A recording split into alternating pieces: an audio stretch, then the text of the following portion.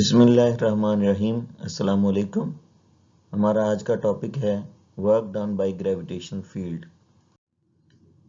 बच्चों, सबसे पहले हम लोग ग्रेविटेशनल फील्ड की डेफिनेशन करेंगे और ग्रेविटेशनल फील्ड की डेफिनेशन ये होती है कि स्पेस अराउंड द अर्थ के ज़मीन के इर्द गिर्द वो स्पेस, वो इलाका in which gravitational force act on an object, जहाँ ग्रेविटेशनल फोर्स किसी ऑब्जेक्ट पे अमल करती है, that is known as its gravitational field, वो इसका ग्रेविटेशनल फील्ड कहलाता है। यानी ज़मीन के इर्द गिर्द वो इलाका, वो रीजन जहाँ ग्रेविटेशनल फोर्स किसी ऑब्जेक्ट पे एक्ट करे, अमल करे, महसूस हो, वो इसका ग्रेविटेशनल फील्ड कहलाता है। तो ये ग्रेविटेशनल फील्ड की डेफिनेशन होगी कि स्पेस अराउंड द अर्थ के ज़मीन के इर्द गिर्द वो इलाका in which gravitational force act on an object, जहाँ ग्रेविटेशनल फोर्स किसी ऑब्जेक्ट पे अमल करती है, that is known as its gravitational field, वो इसका ग्रेविटेशनल फील्ड कहलाता है। दूसरा पॉइंट बच्चों ये है कि when an object moves in a gravitational field, अगर कोई भी ऑब्जेक्ट ग्रेविटेशनल फील्ड में मूव करता है, work is said to be done by gravitational force, तो ग्रेविटेशनल फोर्स काम करती है। जाहिर है ग्रेविटेशनल फील्ड में अगर मूवमेंट होगी तो ग्रेविटेशनल फोर्स ही काम करेगी। तो when an object moves in a gravitational field, अगर कोई ऑब्जेक्ट ग्रेविटेशनल फील्ड में मूव करता है, work is said to be done by gravitational force, तो ग्रेविटेशनल फोर्स काम करती है। ग्रेविटेशनल फोर्स के काम दो किस्म के होते हैं, positive and negative. If an object moves opposite to that of gravitational force, अगर कोई भी ऑब्जेक्ट ग्रेविटेशनल फोर्स की ऑपोजिट डायरेक्शन में मूव करता है, और ग्रेविटेशनल फोर्स की डायरेक्शन जो है ना वो टुवर्ड द सेंटर ऑफ अर्थ होती है, अगर ये उसके ऑपोजिट डायरेक्शन में कोई ऑब्जेक्ट मूव करता है, देन ग्रेविटेशनल फोर्स का वर्क नेगेटिव लिया जाएगा। यानी if an object moves opposite to that of gravitational force, कि अगर कोई भी ऑब्जेक्ट ग्रेविटेशनल फोर्स की ऑपोजिट डायरेक्शन में मूव करेगा तो वर्क डन क्या होगा हमारे पास, नेगेटिव। लेकिन सेकंड केस ये है कि if an object moves in the direction of gravitational force, अगर कोई भी ऑब्जेक्ट ग्रेविटेशनल फोर्स की डायरेक्शन में मूव करे, then the work done is positive. यानी ग्रेविटेशनल फोर्स की डायरेक्शन में अगर डिस्प्लेसमेंट होती है तो वर्क डन पॉजिटिव होता है। अब हम ग्रेविटेशनल फील्ड में डिफरेंट पार्ट्स पे वर्क कैलकुलेट करेंगे। Let's consider an object of mass m, कि हमारे पास एक ऑब्जेक्ट है जिसकी मास m है, इसको कांस्टेंट वेलोसिटी से हम लोग मूव करेंगे पॉइंट ए से बी तक। एक ऑब्जेक्ट है जिसकी मास m है, कांस्टेंट वेलोसिटी से पॉइंट ए से बी तक मूव किया जाएगा along 3 different path, 3 different path पे हम इसको मूव करवाएंगे in the presence of gravitational force, gravitational force की मौजूदगी में। यानी हमारे पाथ होंगे ए डी बी, ये हमारा पाथ 1 है, दूसरा ए सी बी, ये पाथ 2 होगा, और थर्ड पाथ होगा ये कर्व्ड पाथ जो है। ये 3 डिफरेंट पाथ हैं, ए डी बी पाथ 1 है, ए सी बी पाथ 2 है, और ये कर्व्ड पाथ जो है ना ये पाथ 3 है। तो 3 डिफरेंट पाथ पे ऑब्जेक्ट को मूव करवाया जाएगा पॉइंट ए से बी तक in the presence of gravitational force. जब हम ग्रेविटेशनल फोर्स की बात करते हैं तो फोर्स वेट के इक्वल होती है, और वेट को रिप्लेस कर दिया जाएगा mg से। यानी ग्रेविटेशनल फील्ड में वर्क करते हुए हम लोग फोर्स की जगह वेट यानी mg का वर्ड जो है, mg की रिप्लेसमेंट जो है वो कर देते हैं। सबसे पहले हम लोग पाथ 1 पे वर्क कैलकुलेट करते हैं जो कि ADB पाथ है। ये पाथ जो ADB है, इस पे वर्क कैलकुलेट करने के लिए इस पाथ को 2 हिस्सों में स्प्लिट कर देते हैं, पहले A से D तक और देन D से B तक। फर्स्ट ऑफ ऑल हम वर्क कैलकुलेट करते हैं A से D तक। फार्मूला होगा mgh cos ऑफ थीटा, ये FD cos ऑफ थीटा ही है। फोर्स की जगह वेट यानी mg लिख दिया गया है, D की जगह h लिख दिया गया है, साथ में cos ऑफ थीटा है। तो A से D तक वर्क कितना होगा, जब हम A से D की तरफ मूव करते हैं, ग्रेविटेशनल फोर्स यानी वेट की डायरेक्शन नीचे की तरफ है और वो हमेशा ही नीचे की तरफ रहेगी, लेकिन हमारी डिस्प्लेसमेंट ए से डी यानी एच की डायरेक्शन आगे की तरफ है। एफ जी और एच के दरमियान जो एंगल बन रहा है ये एंगल 90 डिग्री का है। तो work from A to D M G H cos of theta यानी F D cos of theta है, फोर्स की जगह एम जी और डी की जगह एच लिखा गया है, M G H cos of theta. लेकिन एम जी और एच या एफ जी और एच भी कह सकते हैं, एम जी और एच के दरमियान एंगल चूंकि 90 का है, कॉस 90 जीरो होता है तो वर्क डन भी जीरो होगा। ये हमने वर्क कैलकुलेट कर लिया ए से डी तक। अब हम डी से बी का वर्क कैलकुलेट करते हैं। फार्मूला अगेन वही लगेगा, M G H cos of theta ही। लेकिन अब जो एम जी है यानी ग्रेविटेशनल फोर्स ही वेट की इक्वल है, वो नीचे की तरफ है और हमेशा इसकी डायरेक्शन डाउनवर्ड यानी toward the centre of earth ही होगी। एच की डायरेक्शन ऊपर को है, अब दोनों एक दूसरे के ऑपोजिट डायरेक्शन में हो गए, एंटी पैरेलल हो गए, तो एंगल होगा 180 डिग्री। तो M G H cos 180 degree हो जाएगा, कॉस 180 -1 होता है तो माइनस एम जी एच हो जाएगा। अब ये दोनों जो पार्ट थे ए से डी तक एंड डी से बी तक, इन दोनों को हम लोग ऐड कर देते हैं। तो work A D B will be equal to A से डी का वर्क है फिर डी से बी का, दोनों को ऐड करते हैं। ए से डी का वर्क हमारा 0 था, डी से बी का work minus M G H था, टोटल वर्क हमारे पास माइनस एम जी एच होगा। This is named as equation 1, इसको इक्वेशन 1 का नाम दिया गया है। ये हमारा first path A D B का वर्क कैलकुलेट हो गया। अब हम दूसरे पाथ का वर्क कैलकुलेट करेंगे, work done in a gravitational field along second path. दूसरे पाथ पे वर्क कैलकुलेट करते हैं और ये हमारा पाथ है ए सी बी।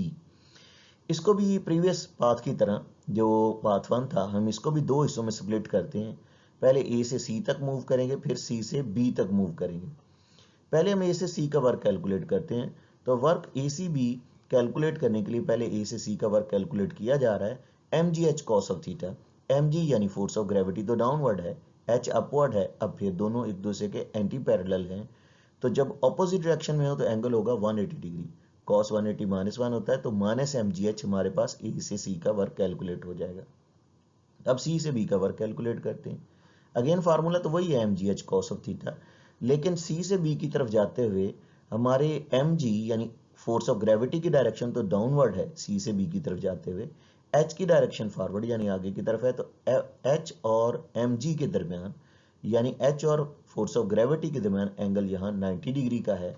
जब एंगल 90 होगा तो कॉस 90 0 होता है, तो सी से बी का वर्क भी हमारा 0 हो जाएगा।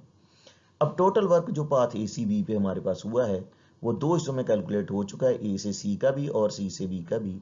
ए से सी का माइनस एम जी एच है, सी से बी का 0 है, तो टोटल वर्क जो ए सी बी पाथ का है वो भी माइनस एम जी एच आ गया। यानी पाथ ए डी बी का भी total work minus M G H calculate हुआ है और पाथ ए सी बी का भी जो टोटल वर्क है वो हमारे पास माइनस एम जी एच ही कैलकुलेट हुआ है। अब हम थर्ड पाथ पे वर्क कैलकुलेट करते हैं। थर्ड पाथ है कर्व्ड पाथ, ये टेढ़ा मेढ़ा रास्ता है, इस पे वर्क कैलकुलेट करते हैं। कर्व्ड पाथ पे वर्क कैलकुलेट करने के लिए ग्रेविटेशनल फील्ड में फर्स्ट ऑफ ऑल इस कर्व्ड पाथ को हम हॉरिजेंटल वर्टिकल स्टेप्स में ब्रेक कर लेते हैं। ये देखें कि हम लोगों ने इसमें हॉरिजेंटल स्टेप भी बना रखे हैं और वर्टिकल स्टेप भी बना रखे हैं। जिस तरह स्टेयर्स के स्टेप्स होते हैं उस तरह हॉरिजेंटल वर्टिकल स्टेप्स बना रखे हैं। किसी भी हॉरिजेंटल स्टेप पे कोई काम नहीं हो सकता। हॉरिजेंटल स्टेप्स पे इसलिए काम नहीं होता कि एम जी डाउनवर्ड होता है, फोर्स ऑफ ग्रेविटी यानी एम जी डाउनवर्ड होती है, एच आगे की तरफ होती है। यानी दोनों के दरमियान एच और एम जी के दरमियान एंगल चूंकि 90 होता है, यानी फोर्स ऑफ ग्रेविटी कह लें, एम जी कह लें और एच चूंकि एक दूसरे के परपेंडिकुलर है, 90 का एंगल और कॉस 90 0 होता है, तो किसी भी हॉरिजेंटल स्टेप पे तो कोई वर्क नहीं होगा, सिर्फ वर्टिकल स्टेप्स पे वर्क होगा और वर्टिकल स्टेप्स का वर्क हम कैलकुलेट करेंगे। तो हम थर्ड पाथ का वर्क कैलकुलेट कर रहे हैं जो कि कर्व्ड पाथ है। तो first of all third path पे वर्क कैलकुलेट करने के लिए जो ए से बी तक का है, हमने इसको हॉरिजॉन्टल वर्टिकल स्टेप्स में ब्रेक कर लिया है और ये भी बता दिया है कि किसी भी हॉरिजॉन्टल स्टेप पे वर्क नहीं होगा क्योंकि एम जी और एच के दरमियान एंगल 90 का है, मतलब ये दोनों एक दूसरे के परपेंडिकुलर हैं। वर्टिकल स्टेप्स पे वर्क कैलकुलेट करते हैं। पहला वर्टिकल स्टेप हमारा डेल्टा वाई 1 है। तो जैसे कि हम फार्मूला यूज कर रहे हैं M G H cos of theta, तो पहला वर्क डेल्टा W1 लेते हैं, क्योंकि स्मॉल वर्क है तो डेल्टा W1 लिख लेते हैं। एम जी एच नहीं लिखा गया क्योंकि पहला वर्टिकल स्टेप की हाइट एच नहीं है बल्कि डेल्टा Y1 से लिखी गई है, तो एम जी डेल्टा Y1 होगा। कॉस एंगल कितना यूज होगा, जब किसी भी वर्टिकल स्टेप की हम बात करते हैं तो एम जी तो हमेशा ही नीचे की तरफ है, टुवर्ड द सेंटर ऑफ अर्थ, लेकिन वर्टिकल स्टेप पे हम अपवर्ड मूव करते हैं क्योंकि हमें हर वर्टिकल स्टेप पे ऊपर की तरफ जाना है। तो इसका मतलब एम जी नीचे को है, वर्टिकल स्टेप ऊपर की तरफ डायरेक्टेड है, तो ये एक दूसरे के ऑपोजिट होंगे। वर्टिकल स्टेप ऊपर को डायरेक्टेड है, एम जी नीचे को डायरेक्टेड है, दोनों एक दूसरे के ऑपोजिट होंगे, तो एंगल 180 होगा, कॉस 180 -1 होता है, तो minus M G delta Y1 हो जाएगा। ये फर्स्ट वर्टिकल स्टेप का वर्क है। अगर हम फर्स्ट वर्टिकल स्टेप का वर्क समझ जाएं तो यही तमाम वर्टिकल स्टेप्स के वर्क हैं, क्योंकि पहले वर्टिकल स्टेप में जैसे कि मैंने बता दिया कि एम जी डाउनवर्ड है जो कि हमेशा ही है, डेल्टा Y1 की डायरेक्शन अपवर्ड होगी, दोनों अपोजिट होंगे, एंगल 180 होगा, तो minus M G delta Y1 होगा। तो similar same is the case with second step, वो minus M G delta Y2 हो जाएगा। Third step minus M G delta Y3 हो जाएगा और last step minus M G delta YN हो जाएगा।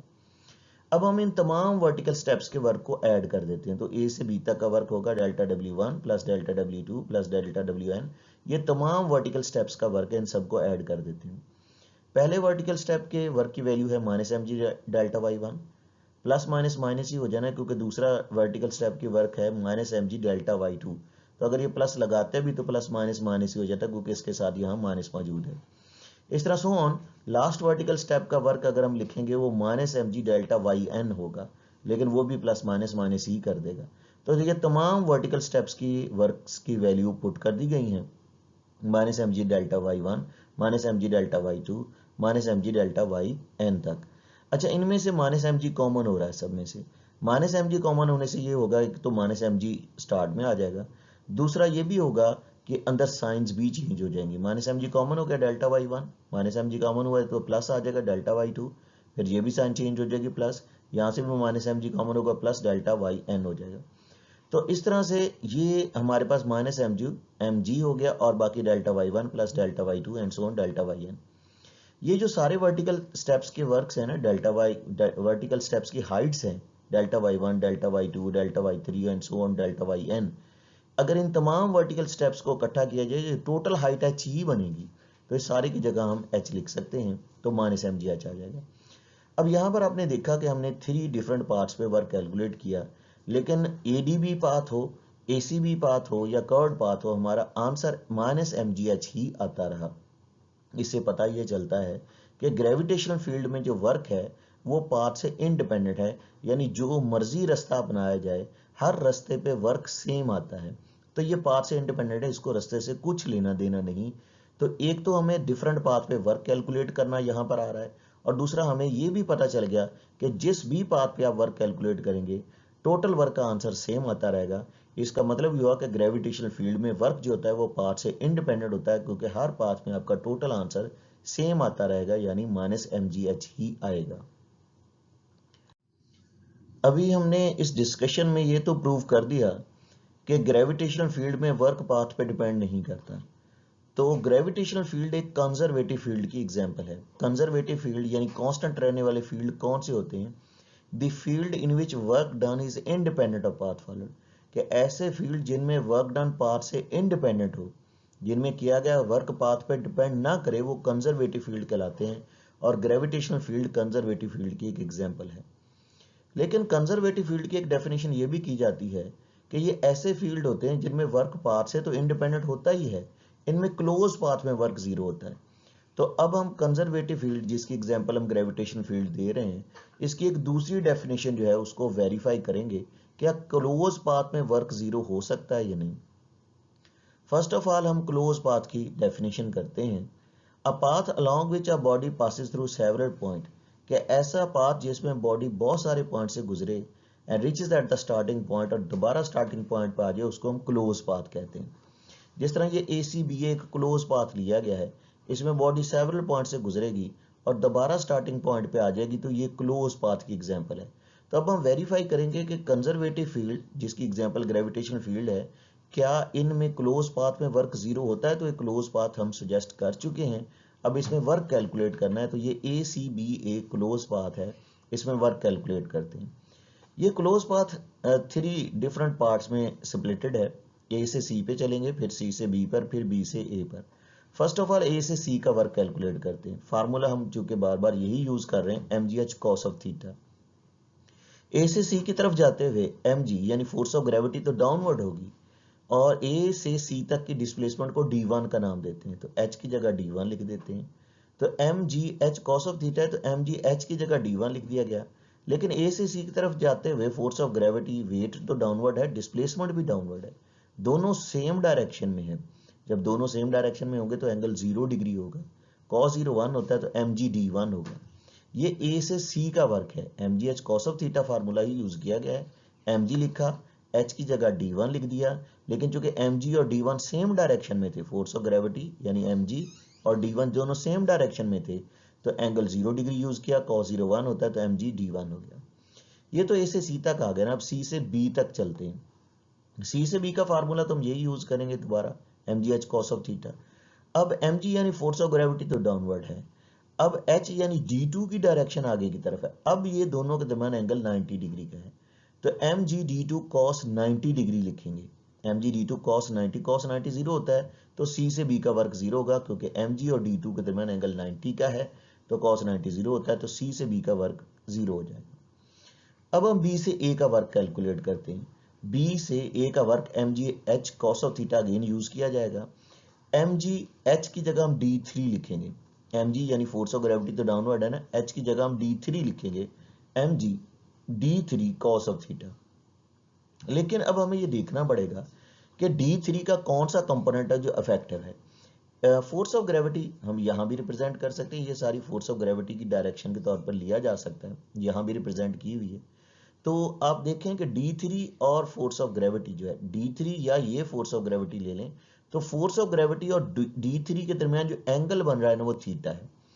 इस लिहाज से अगर d3 के कंपोनेंट बनाएं तो थीटा के सामने वाला ये d3y होगा और ये वाला d3x होगा। ये तो d3 है ना, तो ये d3y होगा और ये d3x होगा। अब हमें ये देखना है कि d3 का कौन सा कंपोनेंट है जो इफेक्टिव है। ये इस थीटा के लिहाज से कंपोनेंट बनाए गए हैं, यानी ये d3 है, ये फोर्स ऑफ ग्रेविटी की डायरेक्शन है, सिंबॉलिकली यहां भी रिप्रेजेंट की हुई है।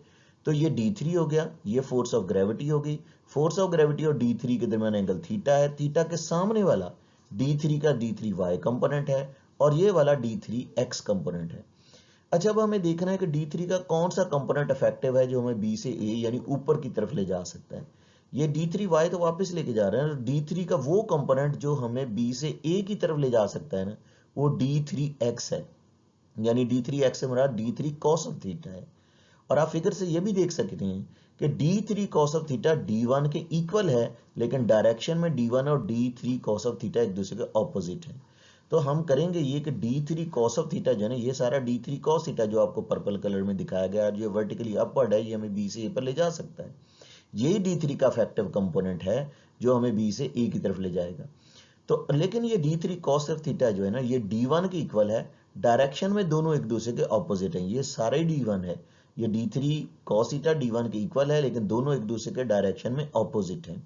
तो आप d3 cos थीटा को d1 से रिप्लेस कर सकते हैं, लेकिन माइनस साइन लगाएंगे क्योंकि ऑपोजिट इन डायरेक्शन है। तो d3 cos थीटा की जगह माइनस d1 लिखते हैं, तो ये माइनस mg d1 हो जाएगा। अब तीनों पार्ट्स का जो हमने वर्क कैलकुलेट किया, तीन डिफरेंट पार्ट्स का, वो ऐड कर लेते हैं।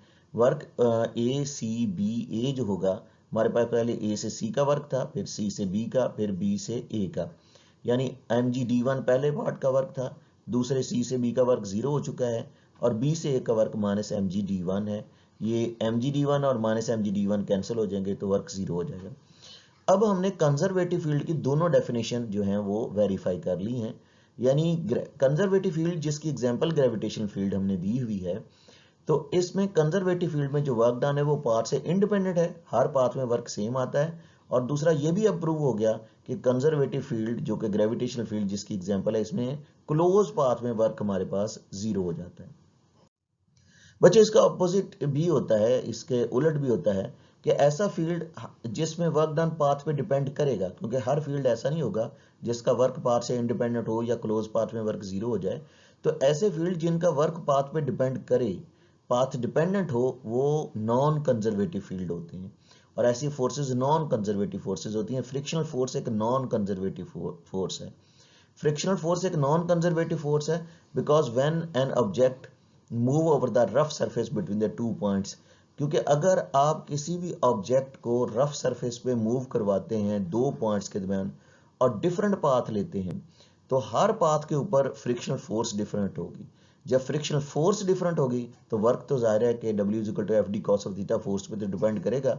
तो जब फ्रिक्शनल फोर्स बदलेगी तो उसका वर्क भी बदलेगा।